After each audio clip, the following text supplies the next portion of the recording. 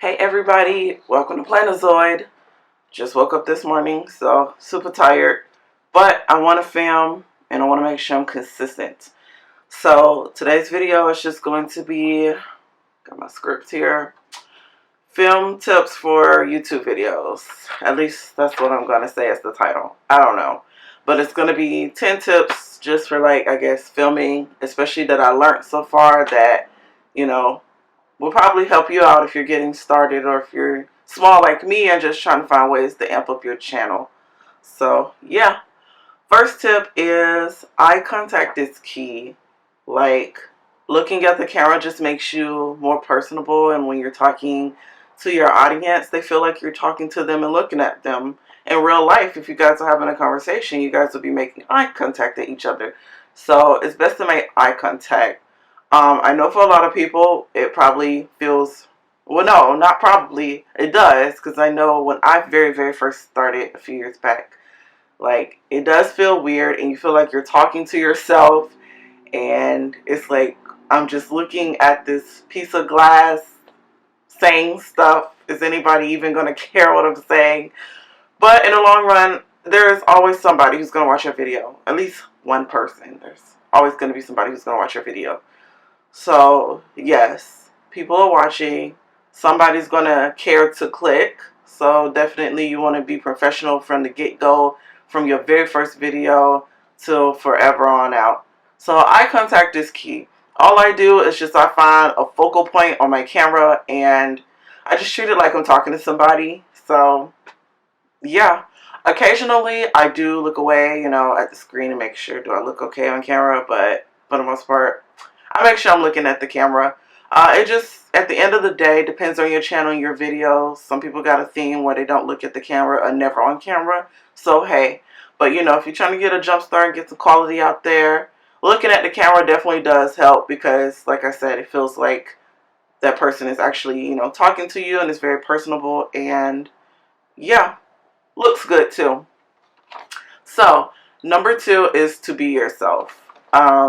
I'm still working on this because sometimes I do get nervous in front of the camera, but then once I start talking, I'm okay, and I just make sure I keep in my head, just talk about the content, be done, because that's what your audience wants anyway. They want your content, they want you to be done, go on to the next content.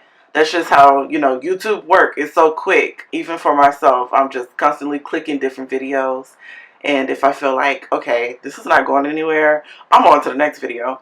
So just be yourself, whether you are that person who's more introvert, or that extrovert person who's just really loud and all over the place. Somebody's going to watch your videos. So, yeah. Number 3 is practice and do test takes first.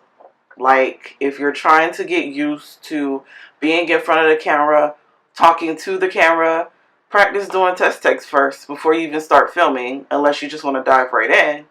But, just take a few seconds out, maybe 20-second videos or something, and just see, is this how I like it? Do I like the way I look? How does everything else look? Am I talking clearly? Do I sound good? Things of that nature. Just, I don't know, do test takes. Sometimes I have to do test takes to make sure that, I don't know. Sometimes I just have to do test takes to make sure a lot of things, to make sure the background look good, to make sure the lighting look good. Depending on what kind of video, I have to make a script. A lot of times, I don't make a script for my videos, but when I'm doing videos where I'm giving tips like this one, I definitely write out everything. So, yeah. So that's why I'm looking down a little bit. So yeah, just practice, do test takes, get used to talking to the camera and looking at the camera. Really helps. Alright, so number 4 is to be consistent. And not necessarily with posting videos, but yes, with posting videos as well, if you can. But more so just being consistent with being in front of the camera. If you're only filming videos every blue moon, and you're always nervous in front of the camera, it's probably going to be like that and take you a lot longer to get used to it. But if you're trying to post videos at least once a week or every other day, just always being in front of the camera, you'll get more and more used to it, like I did. A lot of people come and ask me, how do you talk to the cameras? kind of weird. Like, yeah, but at the end of the day, it's going to be posted for someone to see. So are you really just talking to the camera? You're kind of talking to everybody too. So yeah. And then think about it. When you're FaceTiming people or on Zoom or something like a video chat, I mean, you're not talking to them face to face. You're talking to an object, and then it's like translated to that object and come out their object and all that kind of other stuff. So, I mean, it's kind of the same to me. It's just no one's responding back to you. Or just look at it as, you know, you're doing a lecture and everyone's listening, but it's not boring. Okay, so number 5 is to relax. People, the internet is a very interesting place.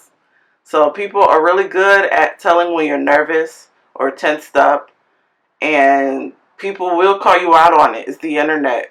People will say negative stuff and not care. So if you can, do some woosah before you start if you need to, or whatever regimen you have, and just relax and do the video. There are definitely times, like I say, where I'd be nervous, but at the end of the day, I want the video done, so I do what I can to get it done. So I just try to look at the end goal and just, you know, let all the nervousness go. Because at the end of the day, it's your channel and you can do what you want. It doesn't matter. Like, who cares? If it makes you happy, it makes you happy. But being relaxed and not tense when doing videos and talking definitely helps. So, relax. Okay, number 6 is to have a script in place. So like I said earlier in the video, a lot of times I don't have a script, and I probably should do that more, but my videos be coming out pretty good, so that's good. But when I do stuff like tips for something, I make sure I have a script, because I don't want to sound crazy. I don't want to get wrong information because I'm trying to help somebody. So I want to make sure I have a script in place. But there are some people who have a script for every video they do. And it's however you want to write it. You can write it in a checklist. That's what I do, like just quick bullet points. Or some people write out a full script. But be careful if you're trying to read word from word, because sometimes it can come off as you're reading word from word. So if you want to, you can practice and remember, but it just sounds like a lot of work. It do. Just do some bullet points and just expand upon that and call it a day. But scripts are very helpful, so you know ahead of time what you're going to be talking about in your video and the content, and you're not just rambling on and it come out to be a really long video and you're trying to cut out parts that is probably unnecessary to the viewers. So yeah, script. Okay, number 7 is check quality before filming.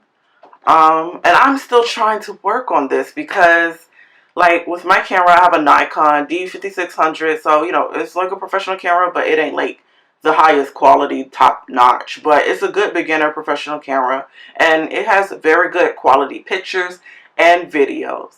However, it just, I'm still trying to figure my way out around it because, as I said in some of my previous videos, when I film, I have a small screen that I can refer to, and when I'm looking at the screen, which I'm doing now, it looks very clear. However, looking back at the camera, when I blow it up on the computer, it looks a little blurry and the quality is just not there. And then when I have to put it on YouTube and upload it, YouTube changes the quality there too, so that, you know, it can upload and compress and all that good stuff. I don't know about that, but I know they do some of that. So the quality already changes a little bit from when you do the raw footage from your camera. iPhones are really good quality. I sometimes film from my iPhone. Really good. I like that. But speaking in terms of, like, if you need something that you have to focus, such as a camera, focus can change when you move around. So definitely check on that before you film, because there have been times I did whole videos, and I really hope that this video is fine and it doesn't happen with this video, where I did a whole video and then when I go to look on the computer, it's blurry and it's like I don't even want it. So it's just like, some days I feel like doing test shots, but other days I just want to be done with it because it takes a lot of work. It is tedious. It's fun, but tedious. Also, check for your lighting. Make sure it's well lit, because different lighting situations, depending on what you're trying to go for in your video, can make or break your video, as well as sound quality. I don't have a microphone attached to my camera. I'm thinking about getting an external microphone, But I just speak loud and clear enough so that, you know, my camera internal microphone can catch it well. And then I just enhance it a little bit, you know, when I edit. So, I don't know, just check the quality ahead of time to avoid, you know, doing more work. Okay, so number 8 is to speak clearly. I mean, be yourself, but at the same time, speak clearly. We're not saying that you have to have the perfect accent or anything. Accent, it don't matter. Just, you know, speak clearly so that your viewers can understand you. And I don't know, I actually have viewers from other parts of the world as well. I've had a couple people, not too many, comment and say, you know, love from Africa or whatever. So I'm like, oh, look, people are looking at my videos from other parts of the world because I'm in the US or whatever. So definitely speak clearly so that everyone can understand you. And then it just looks good on your video as well. Yeah. And one thing I need to work on, speaking of speaking clearly, is try not to say a lot, or I don't know, or you know, those little in the middle sounds that get you to your next sentence because you don't know what to say right there, or your brain does this thing where it's like, wait, what's going on? So yeah, definitely need to work on that. I do say a lot, but not as bad as some people. I do really good on camera. I do. But anyways, yeah, work on your speaking and format, speaking clearly. Definitely makes your video look good. Okay, number 9 is to jazz up your background. So in the beginning, I was filming, well, I've had a change of backgrounds actually, but as of lately, like most recently, before I got this background behind me, I was just filming with a white wall behind me. So behind this background is just a white wall. And I was filming with that. And then, I don't know, looking back at the old videos, I was like, ooh, I need to jazz up the background a little bit and make it look better. So I just went to Hobby Lobby, got these lights, got these flowers, put it on the ceiling or whatever, and just let it hang down. And then, boom, there's my background. And it really brought it out and jazzed it up. I also made a video on, you know, tips for filming videos and planner videos because I do a lot of that. So definitely check that out. I expand more upon where I got this from and how I put it up and things of that nature. But changing your background really amps up your video and can make it fun for the viewer and make it look really good, as well as make your thumbnails look good. So, and then number 10 is to have emotion, like, period. It depends on what kind of video, because obviously if you're doing a serious or a sad video, you don't want to be smiling and looking crazy like the Joker or something. But, you know, a lot of my videos are more like on positivity and just showing stuff that will probably make other people happy if they do it too, like my purse videos.